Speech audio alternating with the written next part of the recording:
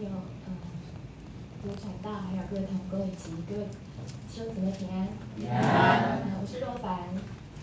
今天非常高兴能够站在台上为主做见证。那其实从刚刚的敬拜我就非常的感动，因为跟我进神真的知道，我们不用开口就知道，他就知道我们心里在想什么事情。对，因为每一句话都打动到我的心，所以我刚刚是泪流满面。感谢主。其实先介绍一下我自己好了。我过去呢是个白衣天使，那我的工作是在比较特殊的单位，在加护病房、癌症病房或是一个国际性的巡回医疗团体里面，那也在基因神疗养院或安养机构里面担任比较特殊的工作。那我也曾经在台北知名整形外科担任行政企划，还有那个行销企划，还有业务推广跟专业咨询以及危机处理的工作。那离婚后曾经自行经营一家小型咖啡厅，那这家咖啡厅很特别，就是外国人特别喜欢来，可能因为我的微笑啦，所以他们叫我微笑天使。我今天的自我介绍跟天使有关系。然后最后一份工作呢，就是环保，对，那是我的有一个环保产业，那我又成了环保天使。那很神奇的，我在今年的应许红包去年应许红包我抽到了天使，所以呢以后你们就叫我天使吧。对，那今天会在台上呢，其实会在台上见证，是因为我所认识的这位神真的是非常的奇妙，他非常的伟大，他赐给我的生命，我觉得我要献上感谢，因为那虽然都过去了，可是他是成为我的养分，那所以我今天是鼓起勇气了，我刚刚还在台下皮皮喘的，但是我鼓起勇气来，一定要上来见证他的奇妙作为。那其实要从我小时候的一些状况开始，我小时候的家庭是一个活在奶奶的权威下的一个非常严谨的家庭里面，那所以我的生命是很特别的。我有2个爸爸，就是我是这个爸爸送给这个爸爸，应该是说这个家庭送给这个家庭，就是在奶奶的决定之下。那这2个爸爸都是我很深爱的人，因为他们2个是兄弟，对。那因为这样的一个状况，所以也造就成我比较会察言观色的个性啊。其实我从小就知道这件事了，从我懂事以来我就知道这件事情。那这件事情为什么造成我心里面的压力跟伤痛？因为当我懂事之后，我只要走出去，那个乡下的地方，街坊邻居一定会问说：“你是谁的囝？”我就说谁谁谁，不管我讲谁都不对，他就说你这个不孝女，乱认父亲。从小这就是我很大的阴影，所以这样子一个印象一直深植在我的里面。从小很小的心灵我就受到伤害，我不知道，但是也因为这样，我就一直养成一个很敏感的特质啦。我就是常常会察言观色，然后人家的一言一行啊，一举一动，一个眼神，一句话的口气，我都很在乎。不过很感谢主，因为我到了这个家庭之后，我的养父母非常的爱我，那所以我也就是很极力的来努力的力求表现，来希望回报他们的爱。那这样的个性一直以来就带入我的未来的生命当中，就是我的工作、我的婚姻、我的家庭里面。那其实这样的特质在外面，我觉得还蛮被激赏的耶，因为够敏锐度够嘛，所以老板都很赏识我。可是我觉得我生命里面的破口，也就是我生命里面的痛，就是我的那段婚姻。对，那我在89年的时候结束了一段10年的婚姻。那为什么呢？其实不是夫妻感情不好，而是因为这个家庭里面有太多的问题，跟太多的问题在当中。有什么样的问题？很像金氏媳妇，也很像是你们看到的连续剧。就是我的婆婆，她是一个非常强势，然后又非常的敏感，然后也是很多疑的个性。再来，她常常会把家里面的许多的重担啊，还有很多的比如过错啦，丢给媳妇，就是我们来承担。那她的大儿子其实已经受不了，已经搬出去很久了。可是我傻傻的嫁过去，我也不知道啊。但是我想说没有关系吧，这样的问题应该可以透过真心相待嘛，人总是会有感情的，应该是可以过去的。但是这10年当中，其实她慢慢，女人年纪变大了，好像那个猜疑心会越来越重那当然了，这过程当中我公公他也很可爱，他一直外遇不断，一直外遇不断，所以我们家里面的征战就是冲突一直不断。那每天都在上演全武行，每天都打打没有杀杀，就打打闹闹的。那这样的一个环境之下，其实真的让我精神压力非常的大。那也很怕小孩子还小嘛，很怕影响到他们身心灵的健全啦。所以我一直在跟我的前夫努力的沟通，那也沟通了非常多年。我甚至每天写信，流泪写信，他也流泪看信。但是我觉得他无力解决这个问题。那最后，甚至还有一次我的公公他跟他的子女之间有一些争执，他跳楼自杀。跳楼自杀还好，感谢主，他只是5楼跳下去了，只是腿断了。那我婆婆当然就把这样的一个罪名就安在我们媳妇的身上，所以其实一直以来我们是长期忍受这样的一个压力啦。那还好没有精神崩溃，可能自己是护士吧，所以有病耻感，就没有让自己真的生病了。但是也以至于我的婚姻就走入了离婚这条路，那也是很可惜啦。可是婚后我没有我也舍不得让我前夫背负太多的重担跟压力，所以呢我就自己放弃了那个房子的所有权，然后我就带着2个孩子离开，好，带着2个孩子离开。那这段时间其实我面对的除了是生活上的压力之外，就是经济上的压力，然后还有我的亲生爸爸还有我的养父都相继的过世。那我这个小小的身体啊，你看这样子，我也在那段时间大概动了5、6次的手术，感谢主，我现在还活得很健康。对啊，那其实一个人哈，我当时真的是我觉得我是千疮百孔，然后身心俱疲的带着2个孩子在生活过日子。我想很多人一定很难去想象说，一个女生，尤其是像我这样小小的个子，我完全的没有求助没有往外求啦，因为求也没有用当时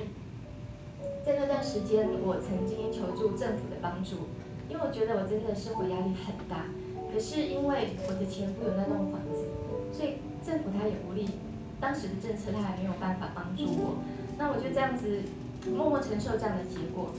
对，那对家人的话，其实我也是很怕他们担心啦，这是我自己体贴的个性，所以我常常都是报喜不报忧的。那再来，在这个过程当中，我也没有因为忙碌，因为工作的关系，我也没有跟家人有很好的交集跟交通，所以我觉得我自己的苦是暗暗的藏在心里面，大概只有自己了解。那我的工作又是白衣天使嘛，所以我天使又要把微笑带给别人嘛，这是多么冲突的感受。因为我必须每天把我的微笑、把我的笑容还有温暖带给身边的人，可是我自己是回家默默的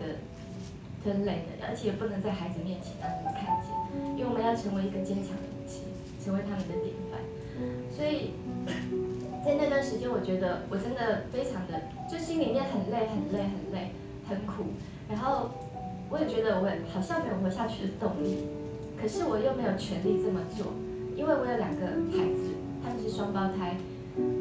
他们是我的责任，可是他们也是我的安慰，好，是当时支撑我下去的动力。那可是我觉得上帝他总是在最重要的时候出手，因为我觉得那段时间已经是我生命中最低谷的时候。那这时候出现的一道曙光，就是我们亲爱的上帝，因为那时候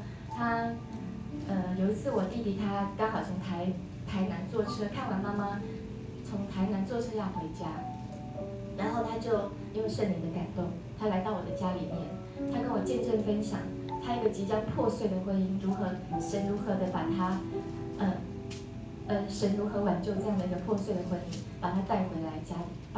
家里面，因为是我弟弟外遇。那我听到了这样的一个故事之后，其实我真的非常的感动，然后我心里面就很期望说，我一定要去认识这个奇妙的神，他为什么可以反转，连一个破碎的婚姻他都可以把它挽回。所以就在那个礼拜天，很快他就带我到，我当时是住在台北，他就带我到台北的木栅的灵粮山庄。那我是第一次到教会，可是进去的时候，我一听牧师开口说话，我就觉得我圣灵充满了。当时我不知道什么叫圣灵充满，但是我一直流泪，我整整2个小时都在流泪，我都在流泪，因为牧师讲的第一句话触动到我的是，他那一天的过程，他让神带我经历了3件事情。第一句话是，孩子，神就是爱。在这个过程当中，我觉得我一个人，我觉得没有，我的爱到底在哪里？到底谁可以来爱我？到底谁可以来爱我这个家庭，爱我的小孩？所以当时我非常的，我深受感动，因为我觉得我找到了。再来第2句触动到我的是，凡劳苦重担的到我这里来，必得轻省。你知道吗？当下的感受，从头肩膀到心里面的石头，完全瞬间的放下。环境没有变，但神在瞬间改变了，转化了我的心情，也转化了我。当然，我的生命就因为这句话，我看世界的角度跟眼光已经不一样。感谢主。再来还有经历一件更神奇的事情，你们知道吗？你们有看过自己的生命故事吗？当我在敬拜神，我闭上眼睛在敬拜神的时候，他带我看我从我懂事以来到我站在教会那时候敬拜他的生命故事。这是一个很奇妙的经历。我以为是要死掉之前，要回光返照才看得见，可是没想到神带我看见了，他让我看到过去的种种，自己的好的坏的一面。在当下，我一样泪流满面，我在他面前跟他认罪，然后我跟他认罪，然后我在当下我的心里面是真心的来原谅过去伤害过我的人，还有不曾照顾我的前夫跟婆婆。所以我觉得那时候的感觉，我觉得在当下我是被神大大的触摸，然后他是要来直接来承担我的重担，然后要来安慰我，要来医治我，所以我得到前所未有的医治跟释放，就在那一刻。这是一个很奇妙的经历。那因为这件事情经历过之后，我想如果你经历这些事，你还能不相信我们的神吗？所以我很期待受洗这件事来到。那感谢主，我是在96年的12月29号，我正式受洗成为神国的公主。那当我认识了这位又真又活的神，他又赐给我一个最大的祝福，就是我跟我的现任老公有戏，他正在里拍照。对，我们在99年1月2号正式成为夫妻。然后结婚之后，我觉得真的是非常的蒙福，因为在我们这是一个顺服的婚姻，这有机会的话可以跟大家分享，因为不是我自己要嫁给他，是上帝要我嫁给他。但是顺服就会大大蒙福，好，所以当我们开始顺服这个顺服主义的婚姻开始，他们很快的永信跟我的2个孩子都陆续的受洗。真的很感谢主，那神的祝福真的不断的临到我们家里面，不管是在生活上，或是在买房子啦，还有生命上的危机的安危，其实主都会看顾的。所以我们要把握这样的一个这么大的一个爱啦哈。那我们不断的经历神的奇妙恩典。其实我觉得我是很对不起上帝的基督徒。因为当我受洗了之后，我并不明白我要做什么，甚至我只是偶尔去教会，也没有常常读经祷告。有事求他就祷告嘛，可是祷告都蒙应允哦。我觉得我们的神真的太棒了。你看，我们取得了进天国的钥匙，然后也盖上了得赎的印记，取得了进天国的钥匙。可是我真的不明白我们上帝的心，我不明白我基督徒的责任跟使命到底是什么。所以我觉得真的是很对不起我们的上帝。对，那也是因为之前我可能搬迁很多借口啦，就是在台北在台北也搬了很多次家，为了孩子的读书的环境。然后后来又从台北搬到台中来，我一直没有定着在一个教会里面做主日。哦，所以我觉得我的灵命是属灵的婴孩。那很感谢主，我相信主都有他美善的计划跟安排。其实，在99年的时候，也就是我跟永信结婚那一年，我曾经来过丰富教会，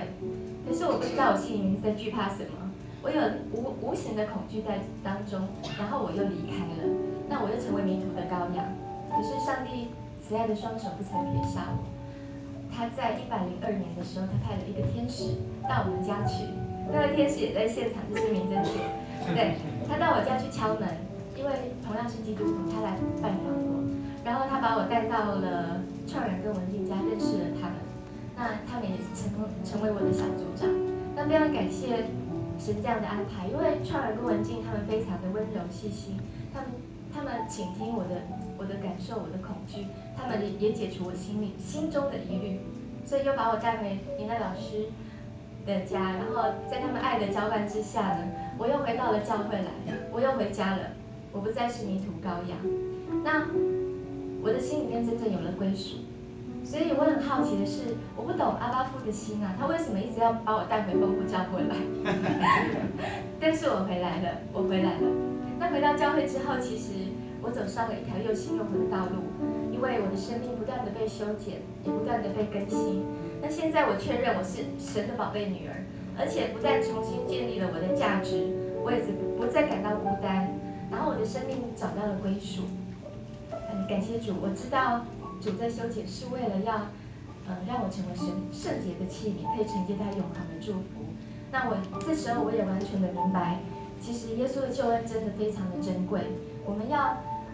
更要明白基督徒的责任跟使命，所以我一定要帮助更多的人来认识主，让每个人都因着上帝的救恩，一同领受那由神而来的源源不绝的祝福跟恩典。那其实感谢主让我回到丰富教会，还有牧师师母是我们最重要的属灵大家长，他不断的用灵奶来喂养我们。对，那我也感谢我们所有的传道同工，还有那个属灵长辈们，因为有这么多人来帮助教会成为一个训练的中心。那我也明白主的意念就是要我们多结果子，所以呢，我也参加了门徒大学的训练。那开始接受训练，我期望我成为神国的精兵，奔跑天路为主服侍。那我希望我今天的分享也可以让大家明白，我们的神是可以唯一靠着得救的神。我们的神他是帮助我们胜过生命苦难的秘诀。现在我的心里面充满了喜乐平安，然后敏感也转化成敏锐，然后呢，黑暗完全被主挪去了。然后我的生命过去经历的伤痛以及过去的苦难都转化成动力，成为祝福。神现在就住在我的里面，所以我每分每秒我都享受与主同在的喜乐跟平安。感谢赞美主，一切的荣耀颂赞归给天上的父。阿们。